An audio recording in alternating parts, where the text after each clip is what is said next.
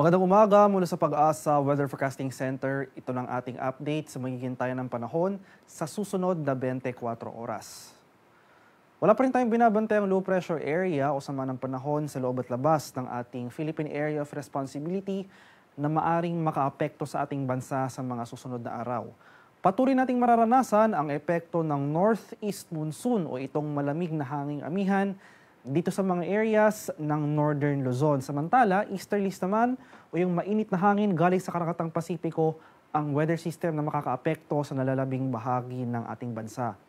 Kaya for the next 24 hours, magpapatuloy itong maaliwalas sa panahon sa buong bansa, kabilang na dyan ang Metro Manila. Asan pa rin natin yung mga tsansa ng light rains o pag-ambon na dala ng amihan dito sa areas ng Northern Luzon. Samantalang tsansa naman ng thunderstorms, ito yung mga biglaan at panandaliang buhos ng ulan, ang posible nating maranasan sa Metro Manila and the rest of the country.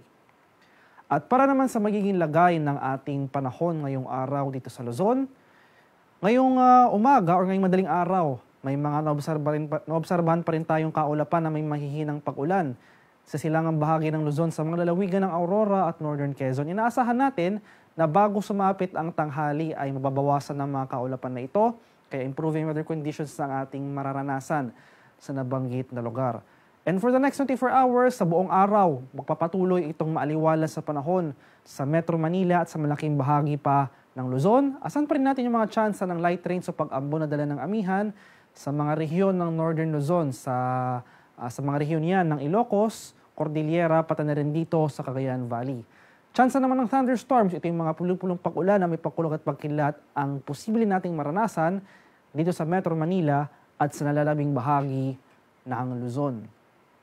Para naman sa bahagi ng Palawan, Visayas at Mindanao, easterlies pa rin o yung mainit na hangin galing sa Karakatang Pasipiko ang dominanteng weather system ang iiral sa nabanggit na lugar. Kaya saan pa rin natin ang magpapatuloy itong mainit at maalinsangang panahon ngayong umaga hanggang sa tanghali. At pagsapit ng hapon na nga sa gabi, asahan natin yung mga tsansa ng isolated rain showers or localized thunderstorms. At para naman sa kalagayan ng ating karagatan sa kasalukuyan, wala pa rin nakataas na gale warning sa anumang baybayin ng ating kapuluan. At banayin hanggang sa katamtamang pag-alon na ating inaasahan sa malaking bahagi ng ating bansa. Kaya naman malayang makapalaot ang ating mga kababayang mangingisda at may mga maliliit na sasakyang pandagat.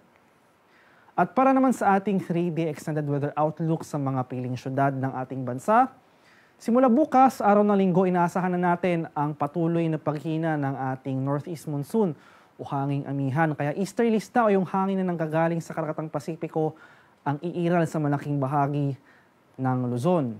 Asahan na rin natin ang bahagyang pagtaas ng maximum temperature sa posible nating maitala. Kadalasan na itatala itong maximum temperatures pagsapit ng tanghali hanggang sa hapon sa mga areas na ito sa Metro Manila, Baguio City at Legazpi City. Temperature forecast para sa Metro Manila sa susunod na 3 araw, posible maglaro mula 24 to 32 degrees Celsius. 15 to 24 degrees sa Baguio City at 24 to 31 degrees Celsius dito sa bahagi ng Legazpi City. Sa bahagi naman ng Visayas, easterlies pa rin or magpapatuloy pa rin yung epekto ng easterlies sa nabanggit na lugar. Asan pa rin natin itong mainit at malinsangang panahon, generally fair weather conditions. Magdala pa rin tayo ng pananggalang sa ulan na dulot ng thunderstorms. Ito yung mga panandaliang pag-ulan, kadalasan sa hapon hanggang sa gabi. Temperature forecast para sa Metro Cebu for the next 3 days, posibleng maglaro mula 24 to 31 degrees Celsius.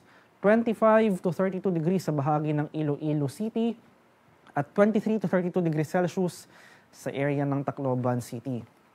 And the same case rin na ating mararanasan sa malaking bahagi ng Mindanao, easterlies pa rin ang dominanteng weather system ang iiral. Asan pa rin natin yung mas mataas sa tsansa ng kaulapan sa silangang bahagi ng Mindanao. So sa mga areas yan ng Caraga at Davao Region. Gayunpaman, hindi naman magtatagal yung mga pag-ulan na ito. Kadalasan mararanasan natin yung mga tsansa ng thunderstorms pagsapit ng hapon hanggang sa gabi. Temperature forecast para sa Metro Davao for the next 3 days, posible maglaro mula 24 to 34 degrees Celsius. 23 to 31 degrees sa bahagi ng Cagayan de Oro City at 24 to 34 degrees Celsius sa bahagi naman ng Zamboanga City.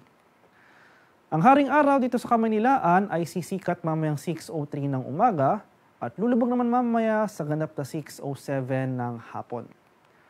At para sa ragdagang impormasyon tungkol sa ulat panahon, lalong-lalo na sa mga thunderstorm advisories na posibleng i-issue ng ating mga Pag-asa Regional Centers sa ating mga lokalidad, ay i-follow kami sa aming social media accounts at DOST_Pag-asa. Mag-subscribe rin kayo sa aming YouTube channel sa DOST Pag-asa Weather Report at palaging bisitahin ang aming official website sa pag-asa.dost.gov.ph. At yan naman po ang latest mula dito sa Pag-asa Weather Forecasting Center. Magandang umaga sa ating lahat. Ako po si Dan Villamil Lagulat.